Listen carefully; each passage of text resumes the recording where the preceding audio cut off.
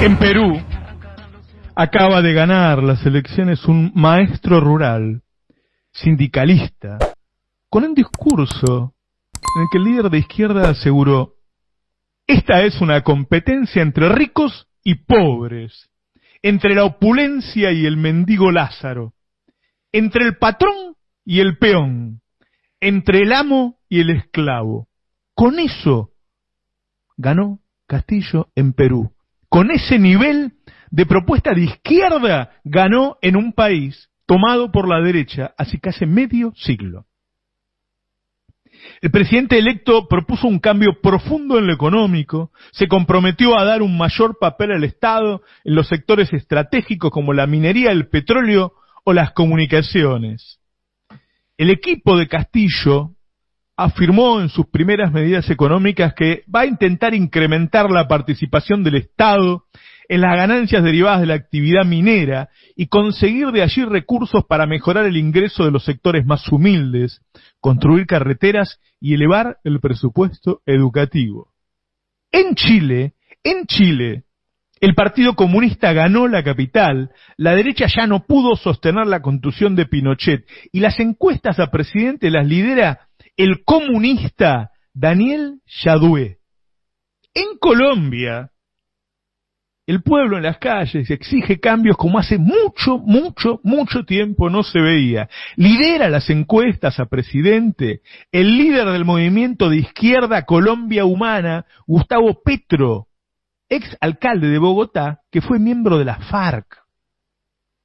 Los pueblos de los tres socios del Pacífico de los Estados Unidos, Colombia, Perú y Chile, huyen despavoridos de la tutela de Estados Unidos, después de comportarse como disciplinados súbditos del tío Sam.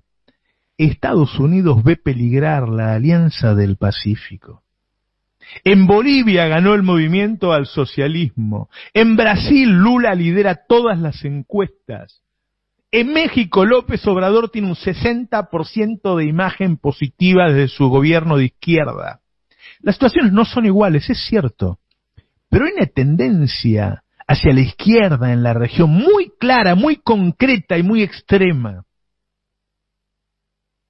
Aunque algunos pertenezcan a partidos llamados comunistas, nadie propone la estatización de los medios de producción ni ponerse a repartir propiedades, pero lo que sí han exigido todos los candidatos son países más justos, con otros marcos impositivos y con un férreo manejo de sus riquezas naturales.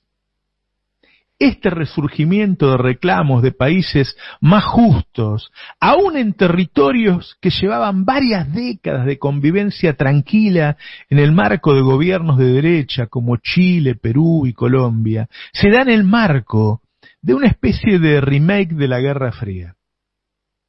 En este caso, fundamentalmente, entre Estados Unidos, aliado con Inglaterra, y China, pero también juega Rusia. Estados Unidos plantea un escenario similar al de los 70. El lawfare reemplaza a las dictaduras, pero el discurso es un calco. Todo el que no se alinea es tildado de comunista, y esa palabra, comunista, te deshumaniza. Si sos un comunista, te puedo encarcelar, te puedo perseguir, te puedo matar. Cuando uno ve las propuestas de las nuevas izquierdas, solo quieren un capitalismo más justo, liberado del yugo de los Estados Unidos, por lo menos en lo que respecta a dictar sus propias políticas. Eso, justo eso, es lo que no quiere Estados Unidos. Y hablemos de la violencia.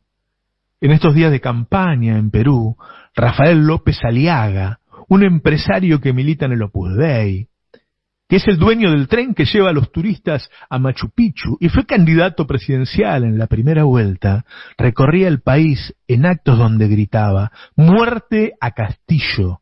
¡Muerte al comunismo! Y las muchedumbres respondían: ¡muerte!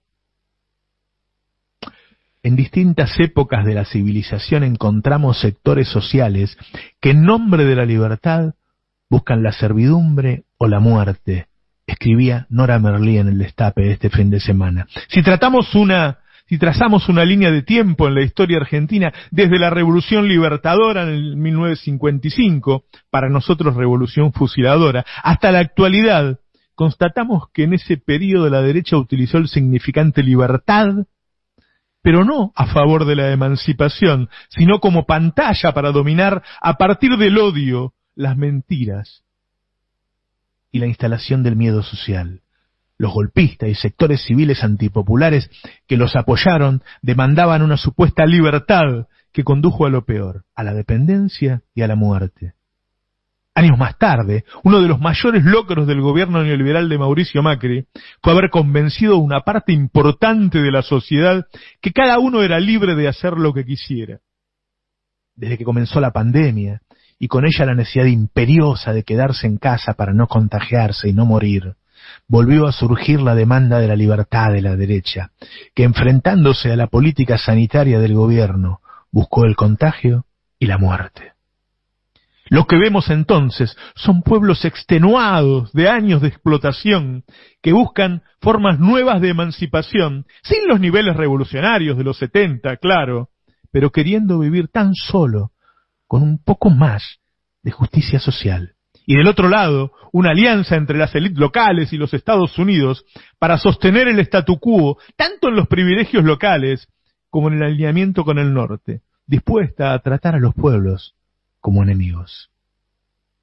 Hay dos conclusiones para sacar, entonces. La primera y la más importante es que los pueblos, aunque no representen las ideas de los 70, tampoco se conforman con un tímido reformismo. Quieren justicia social, la reclaman en las calles y la votan. El tenor de las manifestaciones y los candidatos que eligen para votar, lo más a la izquierda que hay en cada país, hablan de un reclamo de cambio más profundo y más estructural. Ojo el que no lo lee. Segundo, que la alianza entre el norte y las élites volvió a niveles de violencia que también, sin llegar a los 70, amenaza radicalizarse. Esta alianza en cuestión ya existía. El elemento nuevo, el que hay que leer, es el reclamo popular, aún en sociedades que parecían ya domesticadas. Entre esas dos líneas está el futuro. Con ese escenario hay que armar el plan. Pueblos que reclaman y votan a la izquierda y una derecha violenta. ¿Qué es más riesgoso para enfrentar, para frenar a la derecha violenta? ¿Ser cauteloso para no molestarlos? ¿O dar respuesta a los reclamos del pueblo y entonces fortalecerse para enfrentarlos? La derecha no perdona a los cautelosos. Pregúntale a Dilma. Lula mismo le reprochó que su gobierno había desmovilizado y quitado pasión y compromiso a las masas, y por eso ella había caído, y él terminó preso. El momento es una invitación a la reivindicación regional. Es ahora, es unidos. En Argentina hay paz social, pero no hay justicia social. Hay paz social porque el Estado alimenta a 10 millones de personas, pero no hay justicia social. Porque mientras tantos no pueden comprar comida, los productores agropecuarios triplicaron sus ingresos en dólares y las alimenticias sextuplicaron sus ganancias en pesos en un año,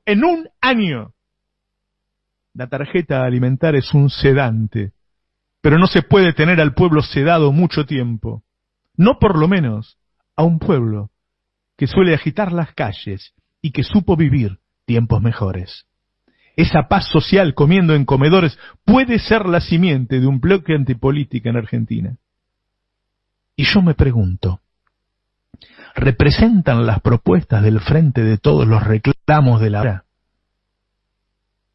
¿Están a la altura de las carencias e injusticias actuales? ¿Por qué la propuesta del Frente de Todos no incluye recuperar el río Paraná y con él el control de nuestras exportaciones?